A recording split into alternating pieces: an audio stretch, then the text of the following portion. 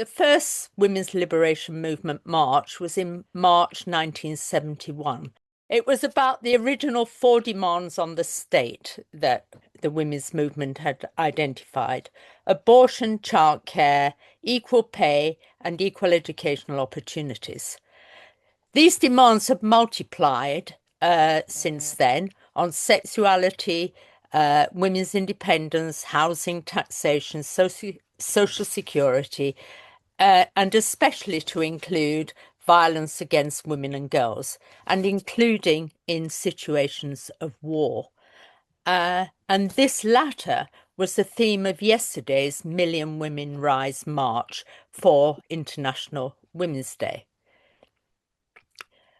At the same time, protest has extended to cover issues of war, militarism, and peace, and to the issue of Palestine, and especially genocide in Gaza and now the West Bank. And finally, the US-Israel illegal war on Iran has escalated protest. And there's also still a lot of interest in what the women's liberation movement did. And there is a new website called HOWL, History of Women's Liberation, that's developing materials on this topic, which are still relevant and is indeed perhaps essential for today. Both speakers have been involved in that website. So now a little bit more about Mica and Lynne, and then we'll get going. Both Mica and Lynne are emeritus professors and have engaged in feminist activism for well over 50 years.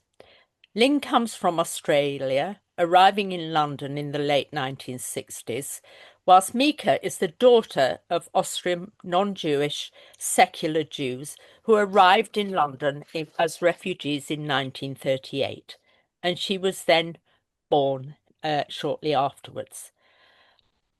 Both Lynne and Mica were on the editorial collective of Feminist Review in the 1980s and 1990s.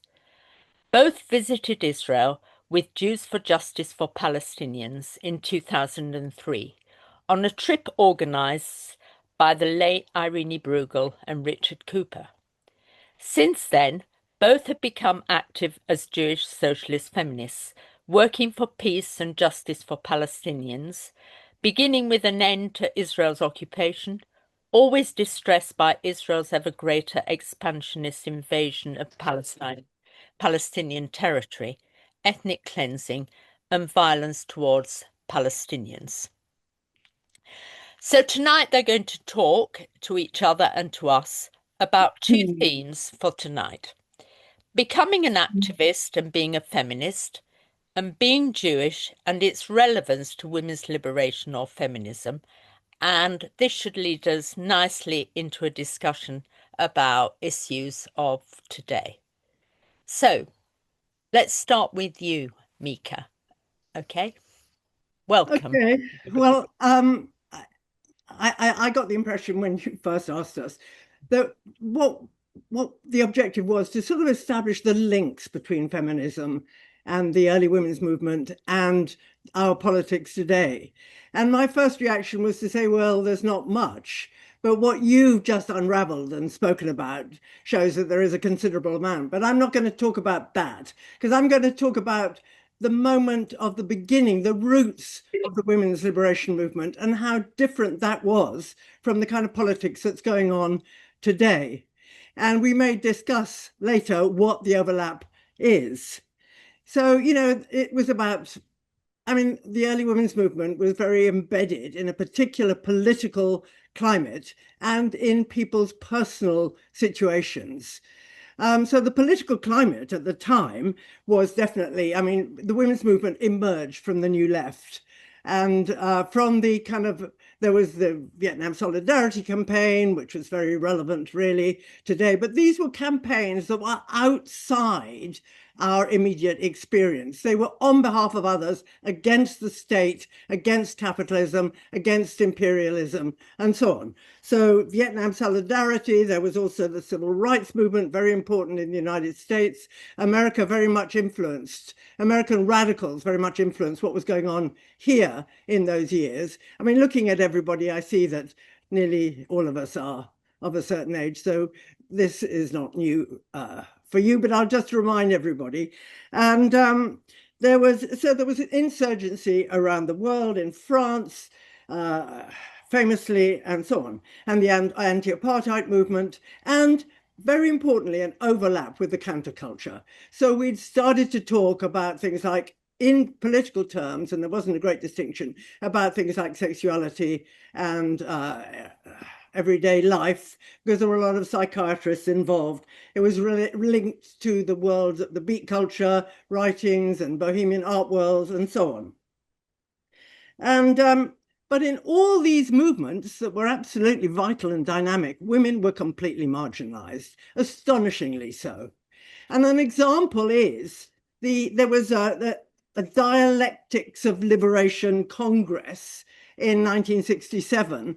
It lasted for 2 weeks at the Roundhouse, and it was organized by radical existential psychiatrists and designed to create a genuine revolutionary consciousness by fusing ideology and action on the levels of the individual and mass society. But over the whole 2 weeks, there was not a single woman speaker. Women simply didn't count in that mass society or the individual. Juliet Mitchell was there, Sheila Rowbottom was there, Angela Davis was there, but none of them were invited to speak. And race was taken a lot more seriously then, and the Trinidadian American Stokely Carmichael, who was part of the Black Power movement in the States, was given a very substantial slot. That's important to remember, because actually Black Power did influence the style of feminism that was to emerge. So Sheila Rowbottom, I'm going to give you this quote because it's beautiful, really. She said about women at that time, "Women have been lying so low for so long that most of us cannot imagine how to get up. We have apparently acquiesced always in the imperial game and are so perfectly colonized that we are unable to consult ourselves. And because the assumption does not occur to us, it doesn't occur to anybody else either." So really, we, at that moment, even though a lot of us were independent, active, educated, well-traveled, we didn't really think about the way in which we were oppressed and marginalized. I know it sounds kind of weird, but really that's the case. And I heard, I'll talk later about my own experience, but the type of politics that was quite new, and in contrast to the politics of protest and resistance, that all these other kind of movements were about, the women's liberation movement started this unprecedented struggle on behalf of ourselves, against our own oppression as women, not against the oppression of the Vietnamese or Black people in the United States, and that's really what Black Power also taught us. So we started to explore our own oppression and kind of discovered it, unpacked it. It was quite painful. It resulted in huge transformations to our personal lives and to our family lives, our partners, and also to what we were prepared to give up, or what we were frightened of giving up, really, as well as what we were embarking on. So because it included changes in the way we lived, it was about the minutiae of everyday life. And, so it was about how we organized our households, and of course, because of that, the family became one of the kind of major issues that we explored. It wasn't actually at that point violence. It was the family. And yeah, I have another point here. Yeah, it was the domestic as well as the public sphere.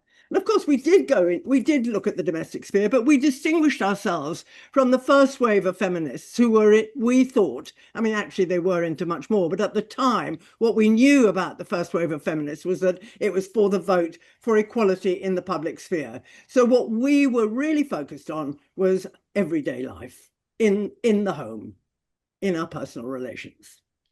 So what was my experience? I've got something else. Oh yeah, the Tufnell Park group. Okay, well, I joined the Tufnell Park group in September 1969. There were about 4 groups at the time, and I already had 2 children. I was about to become a mature student at LSE. My youngest child, well, I actually had 3 children. My youngest child was 3 weeks old, and I carried him in a carry cot to that first meeting. But you know, that wasn't unusual in our group. We were, I think, half of us. Well, first of all, there were a lot of Americans, and that was very significant. Of the 10 in the initial group, and I've got some great photographs of that initial group, 7 were from North America, mostly because of their partners and VSC activism and the US student movement. There were 3 Brits, and all of us were connected with abroad in one way or another. I mean, one had an American mother, I had 2 foreign parents, somebody else was married to a foreigner, and half of us already had children. I wasn't the only one. And that's very significant and became more significant. I mean, people today and other people think about women's movement at the time as predominantly preoccupied with equality in the public sphere, with objectification of the body, with things like that. And for some people, those were the issues, sexuality. But in my women's group, it was the family. It was childcare. And there was one woman, Shelley Wertis, who was doing a PhD in psychology, who wrote what was for me the absolutely critical paper, which was a critique of the Bowlby theory about the damage that maternal separation could do to children. So even if we'd been incredibly kind of free, we were always frightened of leaving the kids at home and what damage that could do. And we didn't make, even some fathers did quite a lot, we didn't make the kinds of demands that subsequently we were to make for, you know, really fair division of childcare. So that was very important. And Shelley Wertis's article, all of this I discuss in more detail in that article that was quoted cited about looking back on the introductory page. And the other thing that's interesting now today was that over half of us, 7 of us out of the 10, were Jewish, either Jewish, half Jewish, or married to somebody who was Jewish. But it wasn't relevant at the time. I don't think anybody really thought about it or noted it even. But I mean, I kind of knew, and with hindsight, and now today I look back and I think, a bit like the civil rights movement in America, a very large, a disproportionate number, considering kind of population and so on, of activists were Jewish, certainly not to say all, but in the women's movement, in my group, and there were 4 groups in London at the time, were Jewish. We then organized the Oxford Conference. One of people in my group were among the organizers. And that was in February 1970. That's what I was at. And the march was 71. I was there with the kids again.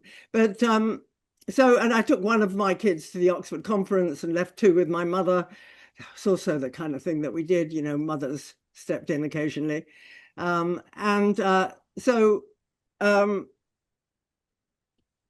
What was then?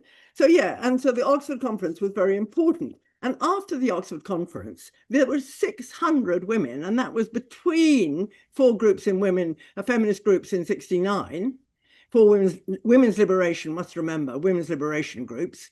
In 1969, we didn't use the term feminist at that time. And then there was the conference, the women's conference in Oxford. There were 600 women who attended it. There were a few men, and some of them barged into some of the women-only meetings, and the creche was run by men. And there are a couple of very key photographs taken by a good friend of mine, Sally Fraser, now Chandan Fraser, of Stuart Hall, among others, manning the creche. So that was an important innovation. And one of the major concerns, and I look back over the kind of what we were talking about and what was, there were the traditional things of equal pay, there were demands like that, but there were also demands or discussions about collective living as a solution to the issue of childcare, which counted for so much. And so that kind of politics. Oh, and the other thing is, our women's group, unlike JVL, it was very small, autonomous. There were all these, suddenly there were hundreds of women's groups all over Britain, autonomous. It was a kind of rhizomatic expansion. We didn't have a center, we didn't have chairs, we didn't have structures. The main policy was to let everybody have a go at speaking and to arrive at sort of consensus politics, if we could. So there was collective action, collective living and childcare. That was the style of politics at that moment. And, of course, Mickey's just mentioned them, other styles of politics, but it's also interesting that all three of us ended up as academics, because as far as I was concerned, the main arena of struggle and debate was knowledge, was uncovering theories, pointing to how limited theories were. When I was at LSE, I went as a mature student just after I joined the women's movement, and I didn't get a very good degree because I was obsessed with kind of challenging every debate, asking everybody, but hey, what about women? What were women doing? Why were women not discussed? Was this the same for women as it was for men? Why have they been so neglected? So that's one of the things we started to do, and we ended up doing, and we became professors in the end because we wrote a lot, and now we're retired. So emeritus just means retired, really, but we are still keeping going in different ways. So what is the link to JVL? And I did there's another article that I mentioned before, actually, a book that I wrote, Visceral Cosmopolitanism, which is about the everyday transformations in Britain, the normalization of difference in Britain. It's called the subtitle is Gender, Culture and the Normalization of Difference. It feels a bit old-fashioned in some ways, published in 2007, a more optimistic moment, actually, than now. Nevertheless, there's quite a lot that's relevant. And my final chapter is autobiographical. And I talk about my Jewish and European heritage. And when I put non-Jewish, that's a reference to Isaac Deutscher. Is it Isaac Deutscher? Yeah, Isaac Deutscher's term for people whose families belong to a kind of Jewish network, but were not in any way religious observant. My parents left Vienna. My mother was from Holland. She'd gone to study social housing in Vienna. The whole of my father's family were kind of socialists or communists. And even though they came from a kind of bourgeois family, all his siblings were left-wing, all the network was left-wing, but they mainly consisted of Jews. But my mother wasn't Jewish. She came from a theosophist socialist family. So that was my background. And when we came to England, of course, they didn't speak English. They weren't native English speakers. And so I learned German and Dutch before I learned English. And, that's my background, really. Okay, so what is the link now of that early women's movement to JVL? JVL does have personal elements, but it's not a battle against our own oppression. On the contrary, it's about fighting against the oppression of others, of vulnerable, horribly abused people, men as well as women, by Zionists who claim to speak for us, for all Jews, and we're challenging that. And we feel, I feel that I'm in a stronger position to do that, to make that challenge, if I speak as somebody who is Jewish. I know I'm only half Jewish, but I think my whole life as an immigrant, a refugee in this country, has been marked, is due to the fact that my father was Jewish and my mother, it was illegal in Germany for non-Jews for Jews to marry non-Jews at the time that my parents married and my older brother was born, and so on. And now, kind of what is the significance of how much is this related to feminism, really? I think Lynne's going to talk about it a bit more, but I mean, basically, not in my name is critical. It may not be the case for all Jews who are involved in the Jewish bloc. I think Namod, from what I've seen, are mainly younger Jews, mainly come from observant families, and may well have had to go through the consciousness raising process, that business of reflecting on how they were brought up and how they view the world, that we went through in the early women's movement. So that may be the link, but I don't think, as far as I'm concerned, it really happened at the level of JVL. We were all politicized decades ago, actually. Most of us probably in the 60s, certainly in relation to Israel for, the last quarter of a century, I would have thought. So, the difficulty of making sense and reconciling our backgrounds with our political action today has not been very difficult for most of us, I think. And so that's a great difference between JVL and the women's movement, WLM. And feminism is, but JVL is now the priority in my life. I mean, feminism is no longer a priority in my life, I have to say. It's not urgent now in my old age. Of course, I feel empathy and I feel profound concern, but it's not something that I need to kind of act on, except for on behalf of others. So that's a big shift from the kind of politics that we had in the 60s and 70s. I have 5 granddaughters, actually. So I feel very much on their behalf. And, so I'm definitely concerned about the kind of experiences of Palestinian women around the world, all these things that are marked by the Women's Day. But I don't feel part of it. Maybe it's just that I'm too old. Maybe, so it may be the case for others as well. Maybe that's something we want to talk about. But I still do have a women's group and we still meet regularly, and we have been meeting for 50 years. We were all PhD students together in the 1970s. So, and we still meet. And so even though we don't discuss our oppression as women, we're just very good friends. We meet on a regular basis and we are very aware of our mutual history. Okay, so, and I also want to say, because my feminism is kind of fractured. In those days, we didn't think that women could be as awful as some women are.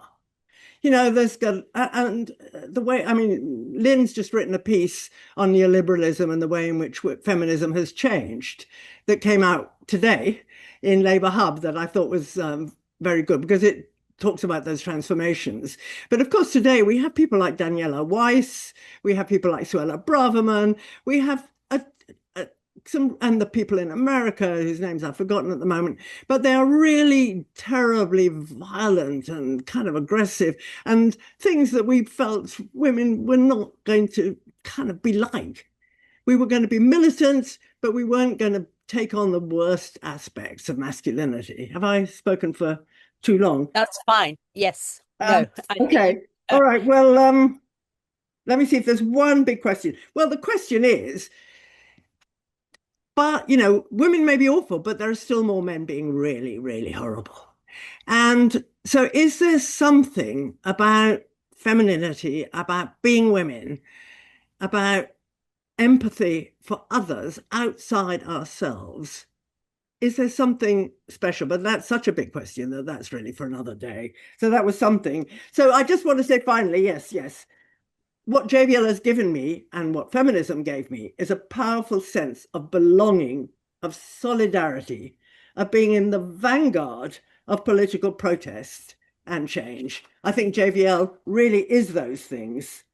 And so that is in common with my experience in the early women's movement. Great, thank you. Thank you very much indeed, Mica. Okay, now straight over to you, Lynne. Okay. Lovely to be here, and thank you for giving me the opportunity to speak. So I want to begin by saying what an amazing time the early 70s was. So very much better than times are today, and that is crucial.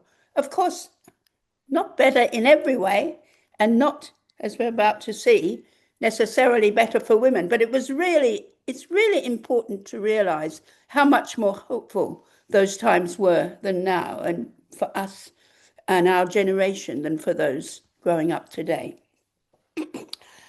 So they were better times, but of course women were, as Mica has said, quite decisively, quite absolutely second-class citizens, and the 60s were preeminently, as we've heard, a sexist decade. Every freedom lover, every Rolling Stone, every person with any agency, it seemed, was male. Think Dylan, Jagger, think anyone we remember from the 60s, practically, they were all men. And that's how we felt about ourselves. It's how we were brought up and so on. Certainly how I was brought up, how I was raised, quintessentially as subordinate to men. So the really amazing thing is how incredibly quickly, from hesitant beginnings, we turned that around. Women's liberation emerges with the writing, as we've heard here, of Sheila Rowbottom and others, many coming from the States and elsewhere. And it immediately began to shift our outlook on the world. And I had just arrived here at the close of the 1970s as a single mother with a 14-month-old baby from Australia, feeling totally alone and, lost, sort of wondering who on earth I was, when suddenly women's liberation arrives and everything becomes different. So Jewishness, I'm 100% Jewish, and it just didn't seem to be impacting on our lives then, although, interestingly, it might have. The first person who called for a celebration of Women's Day was Clara Zetkin. And of course, Rosa Luxemburg is also eager to celebrate women, socialists and feminists. And also, then again, as Mica says, with so many Jews in her first women's group, the people we were reading, so many of them were Jews. Shulamat Firestone, Adrienne Rich, Grace Paley, Marge Piercy, Cynthia Ornick. I could go on. They were Jewish, the people we were reading, but that wasn't what we were thinking about, even though later on they would start reflecting on that considerably. But no, for people like me, as mothers, as socialists, as feminists, we were busy fighting on all fronts to improve women's lot everywhere, to change the ways of seeing women as secondary citizens, of course, above all, demanding better services and resources.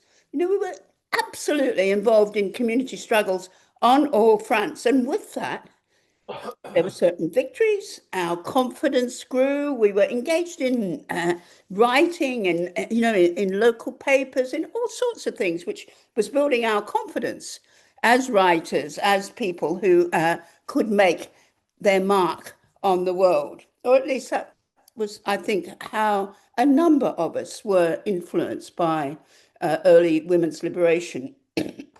And we did have an internationalist outlook, but we were thinking of freedom from colonialism for third world women. And of course, in particular, the issue of Ireland loomed very large. And many of my friends were involved in Troops Out and working for freedom for the north of Ireland from Britain. Then we had various victories in the 70s. By the time Thatcher gets elected, which some of us were busy trying to organise against, particularly when I was working with Sheila Rowbottom and Hilary Wainwright and Beyond the Fragments, trying to say feminism should persuade the left of the importance of uniting against the rise of the right. Well, that's a battle that we're still fighting now, to unite the left, of course, to unite against the right. And what came to the fore more in the 80s was more of a cultural politics and an identity politics. And there were some early Jewish groups forming, although the main voices I remember were black voices. Toni Morrison, Alice Walker, Audre Lorde, Angela Davis here, Amrit Wilson, Margaret Busby, the Southall Black Sisters. They were the identities that we were supporting and fighting for, much more than a sense of Jewish identity, for me at any rate. And I don't think I was alone in that as a socialist feminist. And then come the 90s, we're up against a media-driven recuperation of feminism, trying to make it a movement that isn't really about resistance at all, but just about getting top girls and so on, as Carol Churchill wrote about in her play, and the pretense that that was all that feminists really wanted or should want, as Sheryl Sandberg would write at the beginning of this century with her Lean In.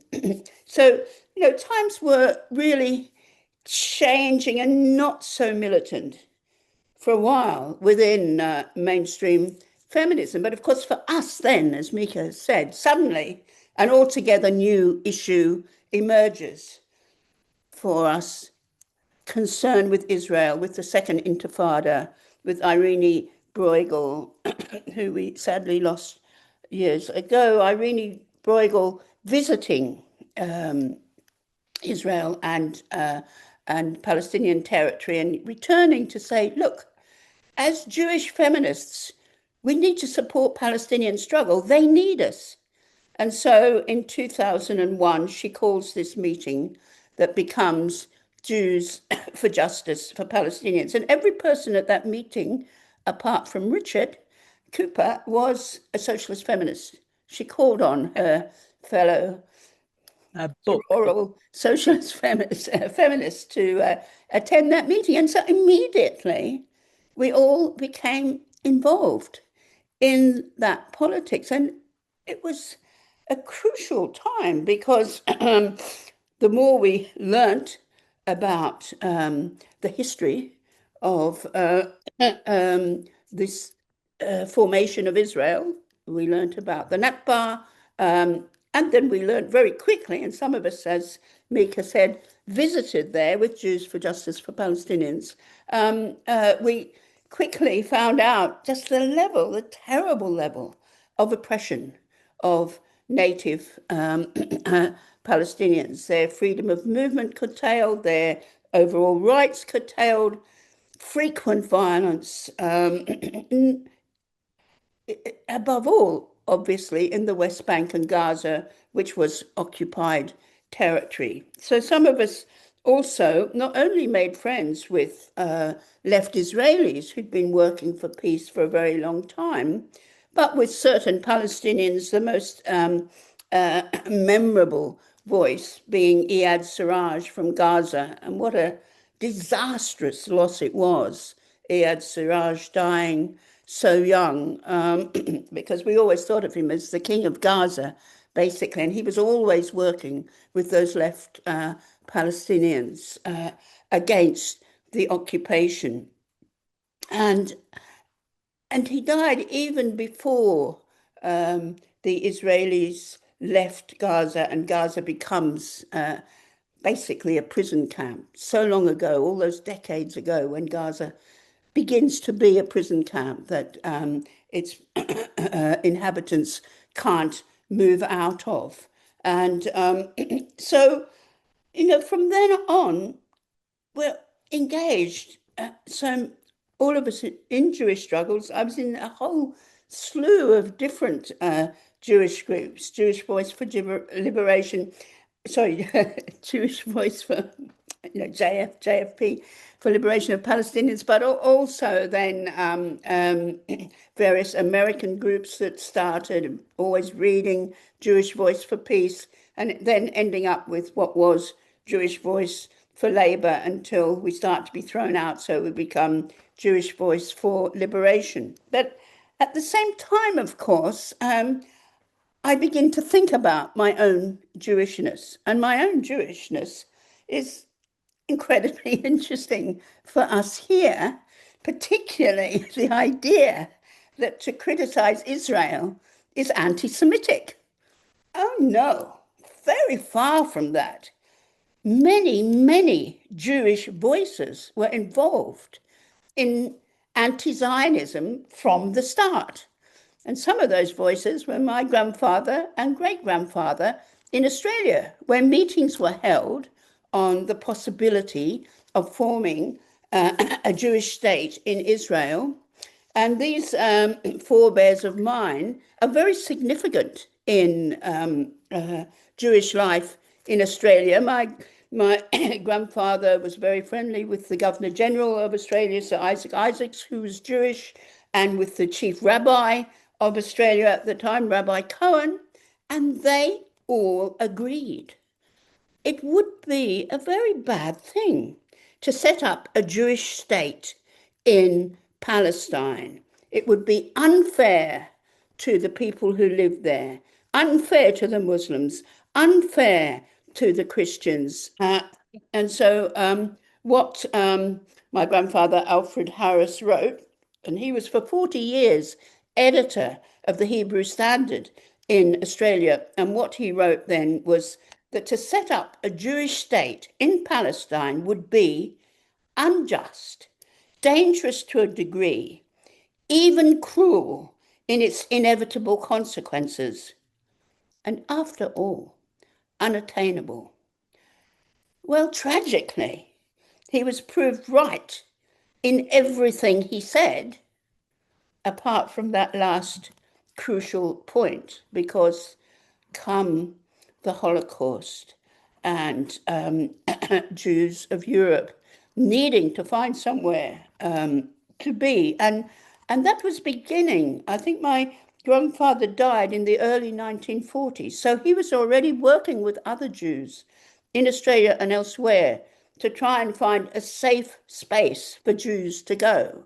Just, of course, when our countries in Australia or Britain or wherever else were clamping down, as they had before, and not allowing Jewish migration, not allowing these aliens in. And we know the Alien Act in the late 19th century was actually brought in to keep Jews who were suffering from pogroms back then out, not to let them in, those in need of help as refugees. So they were looking for places in Australia, in the Kimberley Mountains, in South America and elsewhere. But what they found was that, of course, to set up a Jewish state with its own laws and in someone else's country was hardly going to be acceptable. And so, we know how all this ended with an agreement by the UN, not with what we've got, but that working with Palestinians, that a Jewish state could be created. Well, the rest, as we know, is the unbearable history of Israel for the Palestinians, who have been oppressed, if not terrorized. And today, of course, they are simply terrorized ever since. But not only that, the worst thing of all was the way in which Israel was given such license to do whatever it liked to the native population. Well, actually, it gradually got worse and worse, and particularly as criticism began to grow from a few people that became aware of the mistreatment of Palestinians, the lack of rights for Palestinians, and indeed, the imprisonment. Almost every Palestinian family as you may know, has somebody in prison over the years. So that sort of injustice did lead to some criticism. And that's when Israel begins to talk about anti-Semitism and the nature of anti-Semitism being not a dislike of Jews as Jews, forget about that, but instead criticism of the appalling behavior of Israel. So that's where we are today, with terrible license, the most appalling tolerance for what Israel has done. And today, not just what it's done to the Palestinians and continues to do with the ongoing genocide in Gaza, with the dispossession daily of Palestinians in the West Bank, and with their impunity to shoot or arrest or do whatever they like to Palestinians, which goes on day in, day out.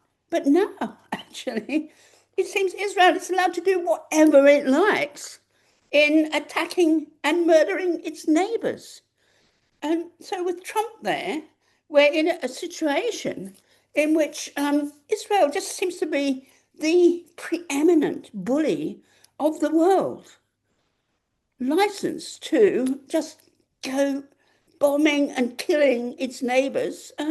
It seems almost at a whim. They don't have to have attacked it. Israel can just step in, whether it's to Syria, whether it's to Iran, whether it's to Lebanon. All these countries, such as Lebanon, have been unsafe ever since Israel becomes a state in 1948. And so, the consequences of this tolerance for Israel and this ridiculous belief that to criticize Israel's behavior is anti-Semitic, is what is responsible for so much of the horrors of the day. And, that's our role, to just keep on trying to point that out, because Israel is terribly important in the rise of the right today. No, it's not just that Trump will allow Israel to do anything, but all these right-wing and fascistic groups, they all love Israel. On the march yesterday and on the march, always you see people holding up the British flag and holding up the Israeli flag. They're one and the same. The rise of the right and this tolerance for Israel as the bully of the world. But one thing I would say, in slight disagreement with Mica, is I don't think that feminism is unimportant today. In fact, I think it's rather crucial, because these bully boys of the right, one of the main things they're interested in, actually, is the subservience of women, is returning us back to the pre-1970s, when men had control over women. We didn't even have control over our own bodies. We weren't even allowed to buy houses. We couldn't do anything without the consent of some man. Now, that's exactly what the right wants to see today. And so we get, many people talk about this. I mean, today, as much as ever, so the leading voices of feminism are Jews, Judith Butler, Naomi Klein, and so on. And they are pointing out the significance of gender oppression to the rise of the right, and the appeal, of the manosphere, as we could read about in yesterday's paper or today's paper. The idea that it's men who are oppressed now because women have some rights, because as women, we have been trying to assert ourselves in every way alongside men. And this is what the right promises to change. And so I would say that a feminism which is an anti-colonial socialist feminism is actually perhaps even more important than ever today. And of course, it's manifest in our struggles in relation to Israel, but it is broader than that, although Israel's never is Israel is always there whenever the right is on the rise. Support for Israel is always there. But this attempt to control women and put them back in their place is also there in the politics of the right. So I'll finish there. More than ever, we have so much to do, and I just hope we can keep doing it. Okay. Thank you so much, Lynne. So important and incredibly.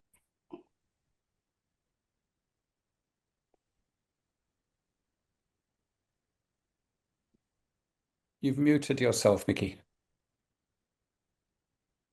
Unmute yourself, Mickey. We need Yes, a chair. Thank you. Thank you so much, Lynne. That was wonderful and a great contrast with Mica, although you start off the same. So I think you put your finger on the issues of today, both of you, in different ways, that we can move on now to a discussion about not just the role of Israel, although I think Israel has become, as you said, Lynne, the universal bully boy, and but in the whole issue of violence against women and women's oppression is continuing today because of the far right, whether it's amongst Jewish people and Palestinians or other countries. But I think you've both opened up the possibility of a big discussion about this very difficult issue of being Jewish and not agreeing with a fascist Israel that Israel has become. Okay, perhaps I can allow other people now to contribute to the discussion, but thank you both very much indeed. Amanda, I think you've got your hand up and are the first person who wants to say something. Amanda? Okay. Can you hear me now? Yeah. Yes. Yes. Hello. There were three things I wanted to mention in relation to this talk. One was that when I joined the women's movement in 1969, all the groups I was in, I was virtually unaware that nearly everybody was Jewish, because most of the Jewish women had very English names like Ursula Owen or Caroline Bond. And although I had Jewish friends who were more, who were in the women's movement and were more traditional kind of Jews, they didn't come to the fore until the 1980s when they started publishing. And I'm interested that our discussion hasn't mentioned these publications like A Word in Edgewise and the people who have very different politics, different stances about Israel now. And I find a lot of them are quite ambivalent. And I also wanted to mention that in my search for kind of trying to debate and possibly convert people, I went to a webinar held by a right-wing group called Women Against Anti-Semitism. This emerged from a furore there was at the Feminist Filia conference in Brighton. And they were both Americans. One of them writes for the Telegraph. The other one is a researcher in the States. And she'd actually been doing detailed research into our women's liberation movement of the late 60s, early 70s. And she's convinced that there was a deep buried vein of anti-Semitism and that everyone was complaining that Jewish women were far more articulate, Jewish women were taking the word, and other English women weren't able to speak. I never came across that myself. I sometimes came across comments that American women were more vocal. I never came across that. But I'm still, because I come from a different tradition and I come from more the radical feminist tradition, I'm still up against, there are plenty of women in London 70 Sisters who sort of support Israel or who don't support Israel, but who still think there's a massive anti-Semitism problem. They aren't the majority in my particular group, as you can probably see, somebody here. But I'm still interested in having that conversation because I respect them from past history and I feel it gives me a chance to talk. So I just wanted to say that. Can I take a few more points before I invite Mica and Lynne to respond? Does anybody else want to come into this discussion? Naomi, Wayne. Am I unmuted? Yes. My experience was a bit different because I was at the LSE when the women's movement in this country got going, and I don't recall the LSE being touched by feminism and during the time I was there from 68 to 71. One of the things I used to do was I would skip law lectures, that's what my subject was, to go to Ralph Miliband's seminars on problems of contemporary socialism, and he would have visiting speakers, and I would sit at the back. They were graduate seminars, and I understood about one word in two. Studying law was a very different experience. And he was a really lovely person, and he was absolutely fascinating and a brilliant teacher. I don't think he ever invited a woman speaker to his seminars. I can't be sure, so I wouldn't want to damn him. But I don't think he ever did, and I don't recall even noticing it. I do know that during all the troubles at the LSE, there were a disproportionate number of Jewish leaders, mostly maybe all male. And the one occasion that Ralph Miliband was invited to speak by the Jewish Society, the room filled up with members of the Socialist Society, and a vast number of us were Jewish. And I'm not sure whether the Jewish involvement in feminism, the disproportionate involvement, is an aspect of feminism or an aspect of disproportionate Jewish involvement that has been the case for many, many years. Not sure it's the case now in this country, but certainly in radical politics for decades. Jews were in radical politics, in trade unionism, Jews were disproportionately in leadership roles, in activist roles. I'm not making that as an argument. I'm just I think it's actually interesting to think about and to try to work out why we were so significant, even though when I did become part of a women's group, like everybody else, it never crossed my mind even to think about whether the other people who were there were Jewish. It just wasn't an issue.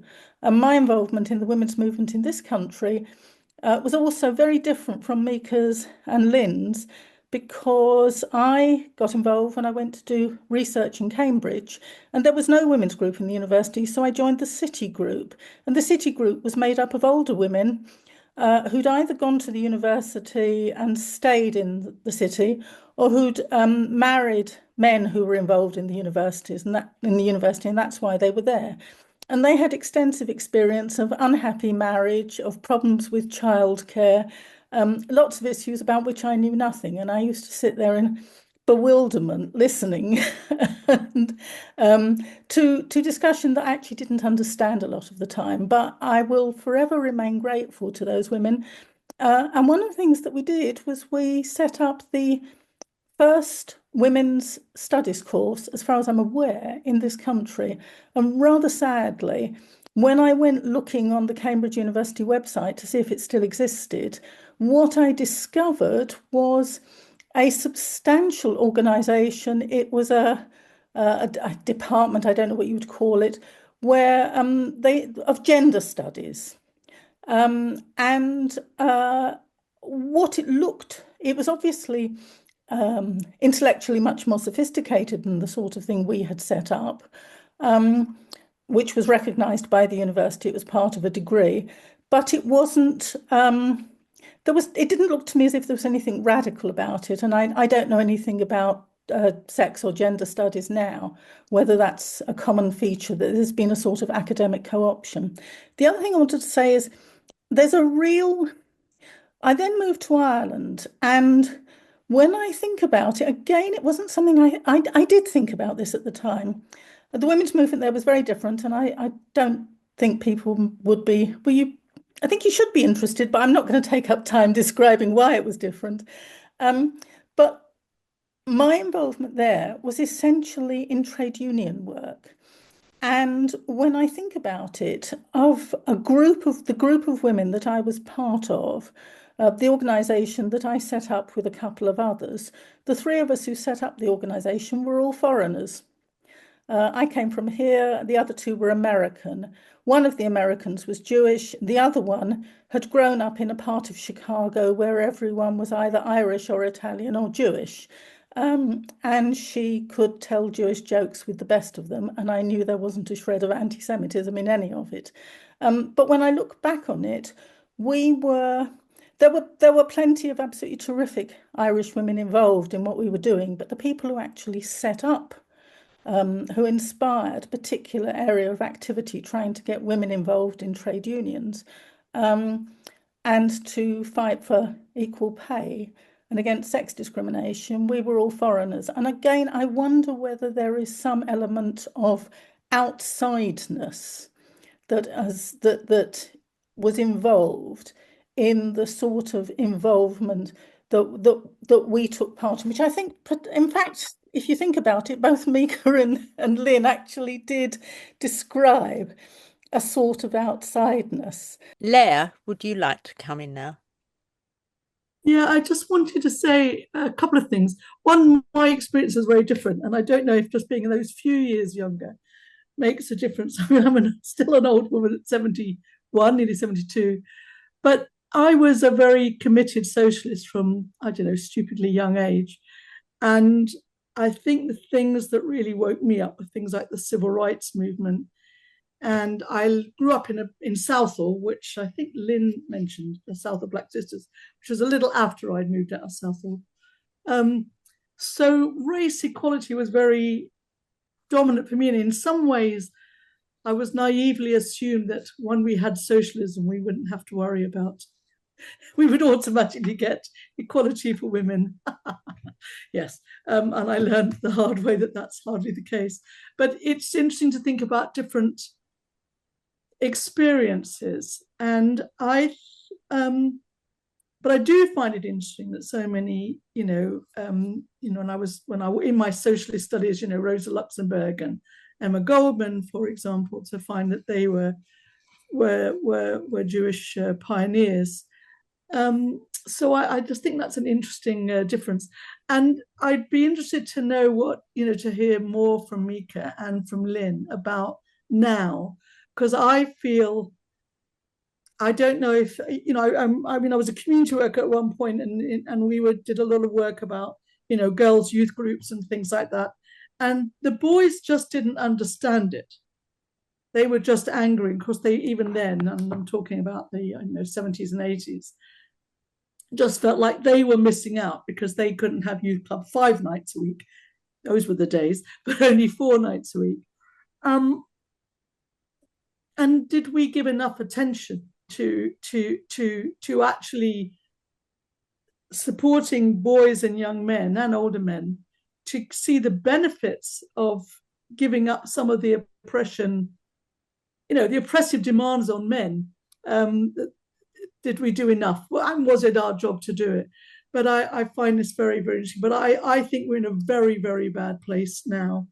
And it's very, very frightening. I mean, there's a certain amount of sexual abuse and sexual harassment that I don't know, but every woman I know has experienced to a greater or lesser extent that we would no longer stand up for. So I don't know that it's got worse, but it feels as if it's worse, because I guess young women all women aren't prepared to hide, can't go out after dark and all that, and I don't know. But of course, actually, there's more violence towards men still. I digress. But I do think if we're trying to create an equal society, we have to think about, the benefits to men of not being oppressive overseers. Thank you, Leah. Neera Yuval-Davis. Neera. Can you hear me? Yeah. Yes. Okay. Hi. My experience was obviously also growing up in Israel was a bit different from the situated gazes like of Mica and Lynne. I came to Britain. In Israel, I wasn't a feminist. I became a non-Zionist, but I still bought until later time the kind of legend that there is no need for feminists in Israel because in the Zionist movement, especially the socialist Zionist movement, in the kibbutzim and so on, women were equal. Only, afterwards in reflection and the studies of some of my friends and also experiences myself, I could see how deep the sexism were there, Golda Meir being the only man in the government notwithstanding. When I was in the States, when I worked on the PhD, I was so fascinated that the opening possibilities of being Jewish, not via Zionism or via religions, that actually I studied, my PhD was about radical Jewish movements, and there I discovered feminism via Jewish women's groups that organized as feminists, some of them radical, some of them socialist, and some of them didn't want to organize as Jews, but were actively as Jewish socialists within the general left. And then I came to Britain, and the two formative experiences for me in terms of the interrelationship between feminism and Jewishness were very different. One was among Jewish feminists themselves, who were very active and willing to be campaigning about anybody oppressed all over the world except the Palestinians, because they felt that any critique of Israel, as mainstream Zionist women and others very much hailing the same kind of today, that it hurts them because in some way it does pollute or offend the survival of their families from the Holocaust, because any critique against Jews is too much in this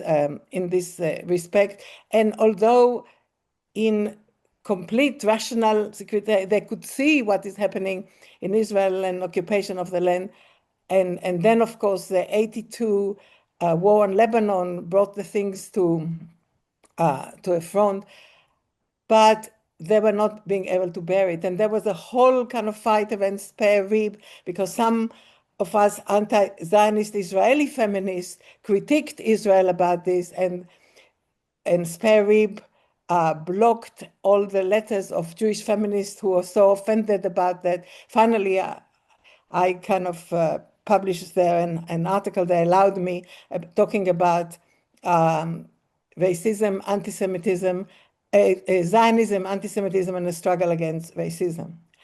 But this is where the other front has been, about the issue of racism, because I belonged to a socialist feminist group, Sex and Class, of the CSE. And when we try to bring issues of racism, and anti-Semitism for me always was part of and related to racism, they were completely uninterested in that. And this was what triggered Floya Antheas and me to start working on these issues of, because racism was only for Black women to work on. And Floya and I kind of found ourselves kind of in between the two camps. This is why the formation of Jews for Justice for Palestine that Irene, as Mica mentioned, kind of started, was such a sigh of relief for me, because suddenly I wasn't kind of the pariah in between kind of the two camps, and people started to hear what me and many others have been trying to tell them for many years. So for me, JVL, in a sense, is a continuation of this moment of relief that finally Jewish feminists who have been right to fight for justice all over the world are also able to self-reflect themselves of what is happening both to Jews and continue to find anti-Semitism as well as other forms of racism, but also to fight the horrible racialized violence that Israel has been doing to Palestinians and others. Thank you. Thank you, Neera, for your comment. And just as an aside, I met you in that Jewish feminist group in Cambridge, Massachusetts, all those years ago, and how I've changed my position through that. I have one other hand up, and can I just let Roberta ask something, and then I will move back to Mica and Lynne to make some comments. But could I just say, if other people are sort of really eager to make little comments, I'm happy to wait and we just talk right at the end, because we haven't had many chances for this to happen, have we? So no, we haven't. I agree. Thank you. I absolutely agree. Okay, so let's keep going. Roberta, would you like to say something now? You have your hand up. I put my video on because I hide from it most of the time. Yes, I'm associate member of JVL because I'm not actually Jewish, but I very much appreciated the talk. And many of my best friends, as they say, are Jewish women, and there were many on the march yesterday. And the reason I want to speak is that march is still incredibly important. That we march against the patriarchy, we march against its violence, we march against its economics, and so on. And that solidarity is important. There's a lot of things that actually haven't changed, while we've made little incremental kind of changes in terms of employment and opportunity and so on. Basically, the cards are still stacked in the same way. And another thing I would like to add, of course, is the whole environmental issues, which I think certainly women I know are actually very, very much involved in, which is another form of anti-capitalism. So what I wanted to say really was that we are still protesting, and that there is still a need for protest and a need for the solidarity that exists. And thank you for all those that came on the march yesterday, because it's very much very supportive of women, and we still act as a group, and we will never give up until we've got the pain. And I think one of the reasons I wanted to speak is we didn't mention the word patriarchy, which I always associate primarily with capitalism and the economics that goes with it, which subjugates women. So the question really about what is your approach to the concept of patriarchy, I guess. Okay, thank you. Concept of patriarchy, I think. Your voice was fading, but I think that's what you... Yes, I think, yeah, I didn't hear it mentioned, and it's very sort of central in some ways to feminist ideology globally, I think. Yes, thank you. Okay, Richard Cooper, you've got your hand up. Thank you. Very briefly, I enjoyed both contributions very much and think it's a kind of rich and interesting discussion. 3 very quick points. There are 48 people who've been present today, 7 of whom are men. Secondly, Mike Newman attended the founding meeting of Jews for Justice for Palestinians and deserves recognition as a socialist feminist, among others.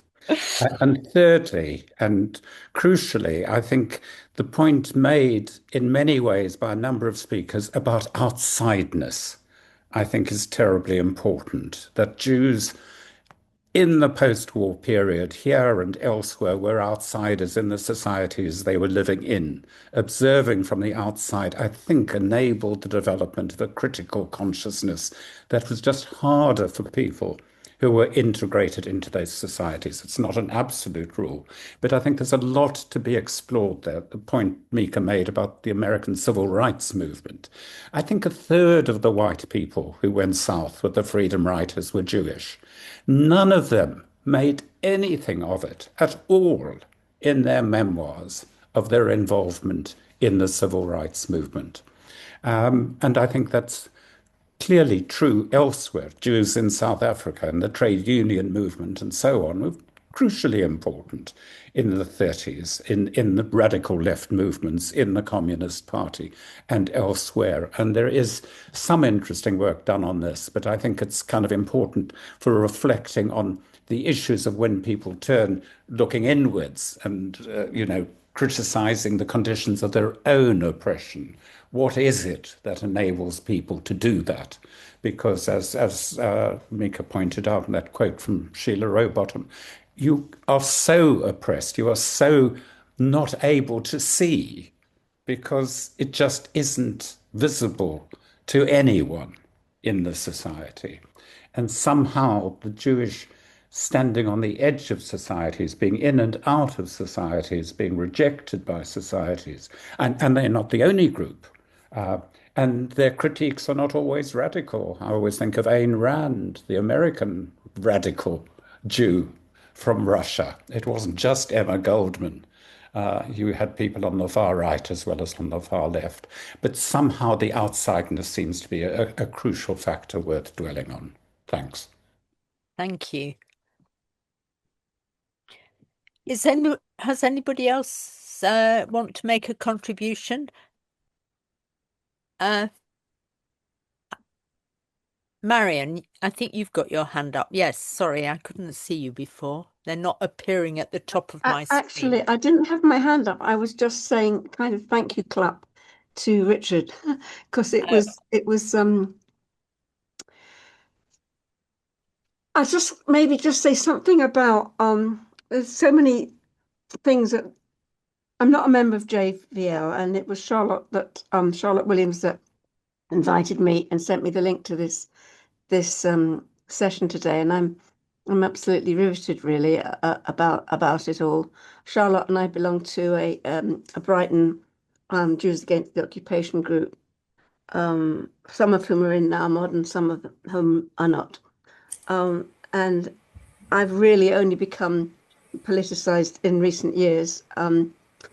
But I was saying this to my sister recently that I've told more people that I'm Jewish in the last 3 years than I've ever done for the rest of my life.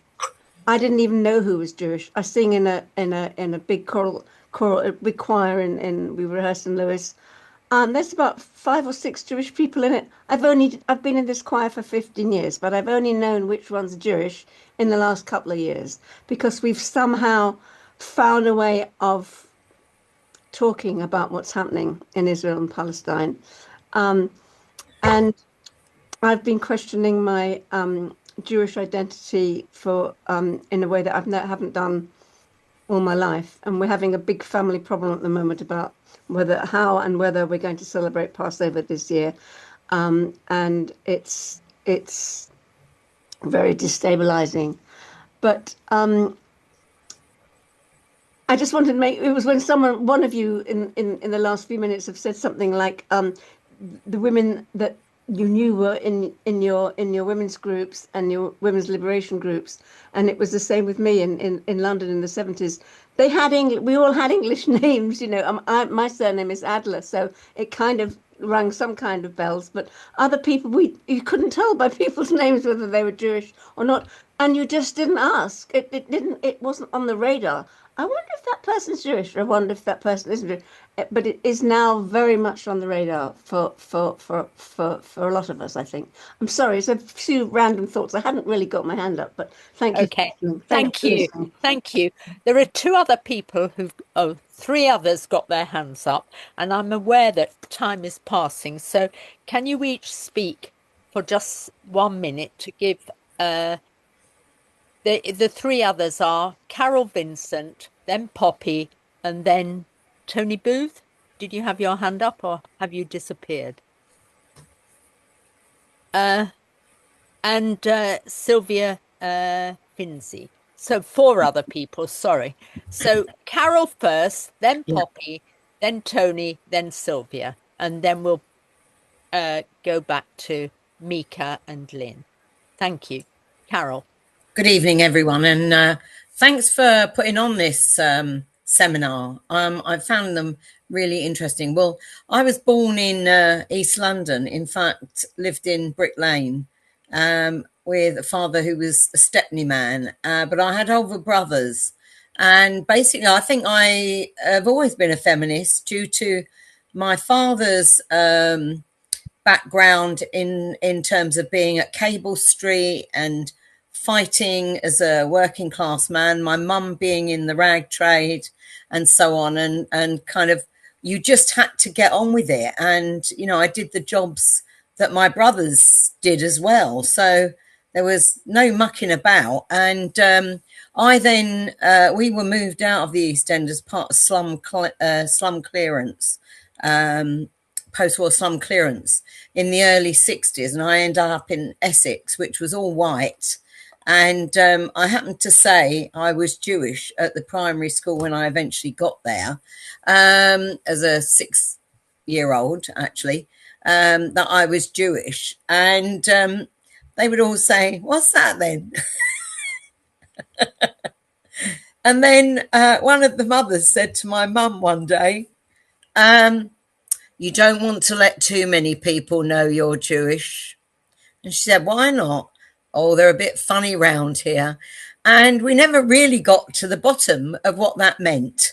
But I became an activist very early on in animal liberation, walking from Harlow in Essex to the Civil Rights March in central London, hitching my way there. And then I was probably the youngest protester at the Miss World contest in November 1970, and get rid of that rotten Bob Hope and so on and so forth, who I understand was Jewish. You know, all the names that got changed, Bob Dylan, Robert Zimmerman, you know, all the names that have got changed over the decades to stop people identifying you as Jewish. And I've always been proud of it. I tell everyone. So, yeah, I think I was always, my mum was very strong. You know, it was get out and get on with it. And what the boys could do, you could do, and so on. And vice versa. My brothers still cook and do whatever needs doing, because if you see something needs doing, don't leave it for someone else. Was our Thank you. thing. Thank So, you, Carol. Yeah. Poppy? Great. Hi. Thank you. I found today's contributions really quite moving and very impressive. What a collection. Wow. I'm somewhat intimidated, but I also I must have a death wish. When I see a provocation, I can't help going and poking it. So look, I've spent some time in Palestine. I spent 3 months with ISM last year. There is no question in my mind but that Palestinian society is oppressive to women. How are we going to recognize? How are we going to tackle? How are we going to acknowledge this? Or are we going to continue to sideline it because it's not convenient or it's not central to the struggle? That's my provocation. I say it in a sisterly and friendly manner. Thank you. Tony? Unmute, Tony. Isn't Sylvia before me? No? No, you were. Okay.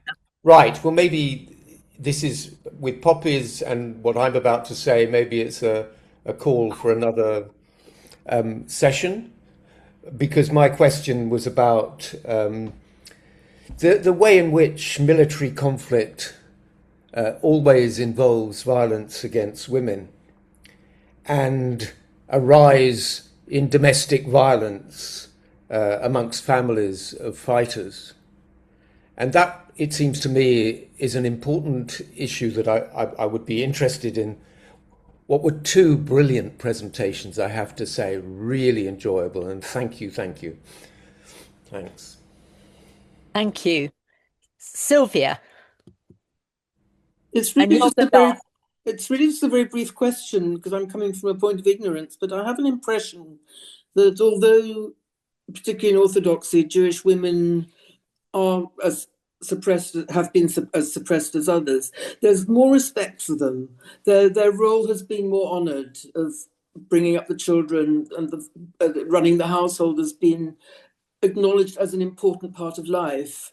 And I'm wondering whether that's possibly also contributing to the fact that there've been more Jewish people among the early feminist groups. It's really a question. Thanks. Thank you. I think that's a question more for Neera than Lynne and Mica, since Neera wrote about that in her early work. But I think we'll have to leave that to one side, Sylvia, for tonight. Mica and then Lynne, would you like to come back and raise any further points or answer any questions, please? Well, just to clarify, I think it was a bit rushed at the end. I certainly think that feminism and the oppression of women and all those remains a very important issue in the world, absolutely, and that there is this huge backlash of men, maybe partly as a consequence of the independence of women and the growth of the feminism. And so I just what I wanted to say is that it isn't as important for me now at this stage of my life. It isn't, what moves me more than anything is this issue about Israel-Palestine. This is what consumes me, really. So it's certainly not that I don't, it's when I was younger, it was important for me, and now, it isn't important for me, and my politics have moved a bit in another direction. And just to respond to Naomi, I agree. LSE was dire. There were no women, there were almost no feminists, no women's staff, and the women's staff that were there were not particularly feminists. I mean, it was a bad time in those years. I was there from 1970 to 73, and it took years and years, and much later even, they did start a women's studies course for MA, but it was run by a man, a male lecturer, who invited back some of the feminists who by then had gone into academia, a lot of us did, to give the lectures, but they didn't employ on a permanent basis a woman who could do the job. And they didn't pay us, and they took advantage. So, LSE was terrible. And I don't think it's really improved all that much, although it's got a large women's library. So I don't know about it today. Naomi said something about racism. I think racism is incredibly important, has become more important.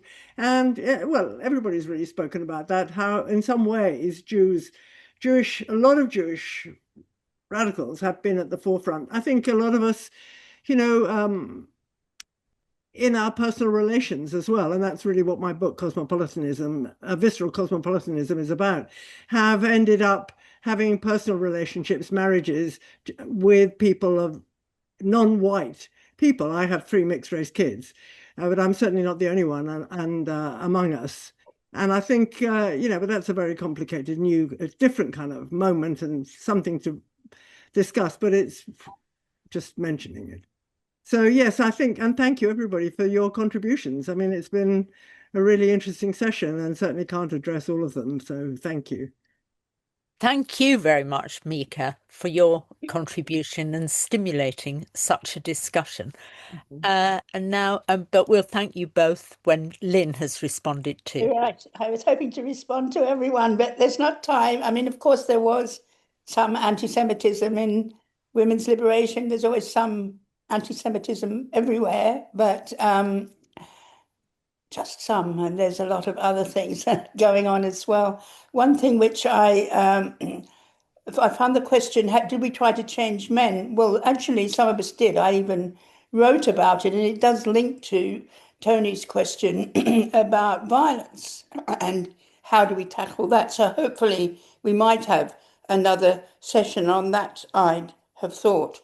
On Neera's point about one's never allowed to criticize Israel because of the Holocaust. Well, though we've seen so many genocides of late, perhaps we'll be able to put something alongside the Holocaust to say, well, I think actually we've got a lot to say about the murderous violence of the moment. And for those who want to emphasize that feminism and indeed patriarchy, or the dominance of men, is still important, of course it is. And of course that is, as I've said, at the heart of issues which the right is trying to stir up at the moment. So, you know, it's just all, there's just so much to say about everything, and I hope we'll have other chances to return to it. And thank you all for being here. Well, thank you so much to both of you, Mica and Lynne, for having stimulated such a wonderful discussion, and one that has no end tonight. And I think we are going to have to come back to issues of male violence as the world gets more violent, and we are in danger of fomenting World War III out of this dreadful war in Iran, on Iran, with Iran. And so I think to be continued, and to return to questions of violence for the future. But thank you so much for all your comments, all your questions, and thank you everybody for coming. And let's thank Mica and Lynne in the Can way. I just say, women can be very complicit with violence, like our Home Secretary and so on, Yvette Cooper and others. But yeah, Shabana Mahmood. and Mahmood. Thank you both. Thanks, Mickey, for setting it up. Thank you.